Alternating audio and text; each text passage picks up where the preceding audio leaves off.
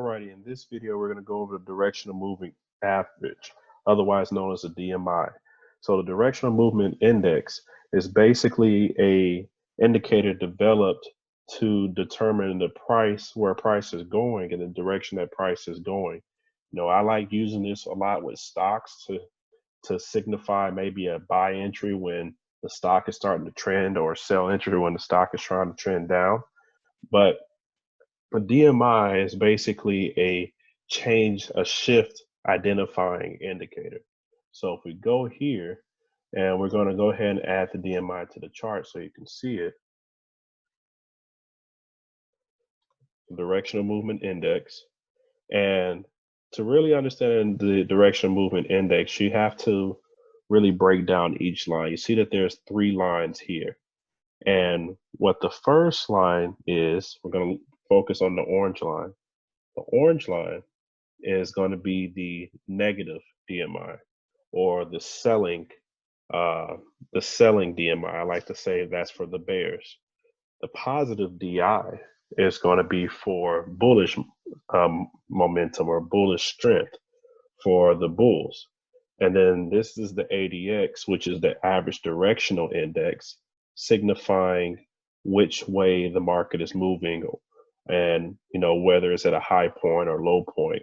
But with the ADX, I just like to use it as a form of support and resistance for the DMI, the positive DI and the negative DI. But to keep it simple, we could start with not looking at the ADX and look at the DMI for its basic trend. So with the DMI, the saying is X marks the spot. And I like to use green and red. So making my negative red and my positive green, so I know without having to think about it, which one is my bullish line and which one is my bearish line. So we do that here, it looks a lot better. So you're able to quantify what's going on. So the whole thing with the DMI is X marks the spot. So if we look here, we'll start with the first one, which is this right here. This is an X. So this is letting you know, wrong one. This is letting you know that the trend is shifting. It marked an X right there. And if we were to use this exact point in the market when that X was marked, it would be this candle here. So we look at this candle here, we can notice, of course, that after that candle formed, you had further selling. You had further selling momentum. So there was more selling that happened after that candle moved, and it went down for 100 pips. Then you have your next X. Your next X was formed here,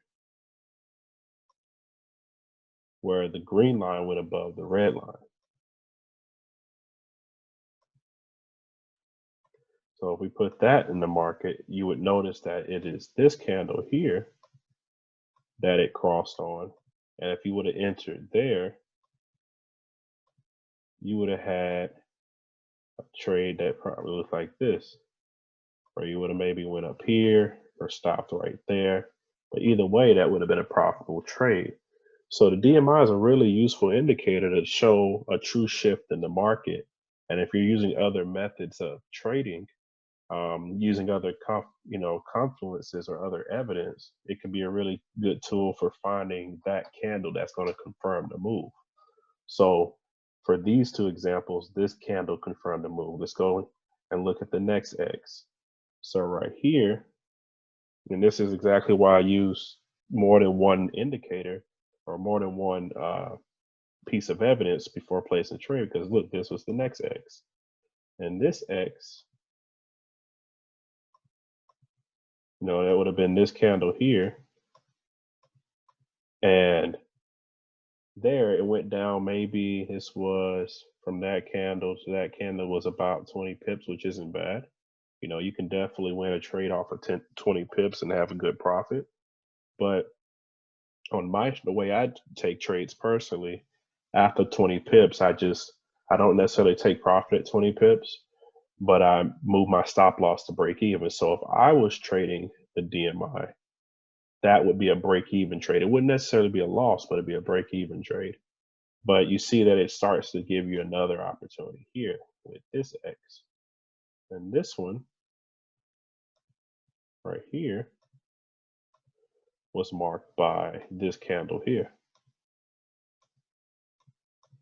So if at the close of that candle, you would have placed the trade at the close of that candle, you would have had a trade that looked like this.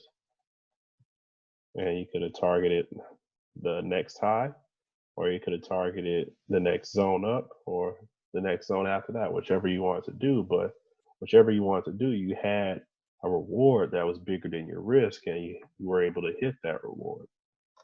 So it gives you good opportunities to find confirmation candles in the market. And that's what the DMI is best used for. When you're looking at the ADX, when you're looking at the ADX is basically kind of, I think of it like a moving average. And what I mean by that is that if the X, if it crosses up, like say the ADX is high, and then this crosses down, the ADX is above this cross, that's a really strong sales indicator, because if I'm looking at this like a moving average and it's moving down and then this crosses down, then I know that I'm going to have a strong movement in the downward direction. And you see that here, this downward movement was 100 pips. So that would have been correct there. And then say for the buying, this, it crossed up. So not only it crossed the red line here. So if we look at this one here, delete that. We look at this one here, not only the green line crossed the red line, but it also, right before it crossed the red line, both lines crossed the ADX, and the ADX is now beneath the two lines. So when you see that, then that's just another confirmation using the DMI that this might be a strong shift in the market going up. And that one was another 100 pips. So you can use the ADX, which is the pink line, as a second confirmation within the same indicator to create a stronger analysis and a stronger evidence base to potentially interact and place a trade within the market. So this is basically a quick summary of the DMI.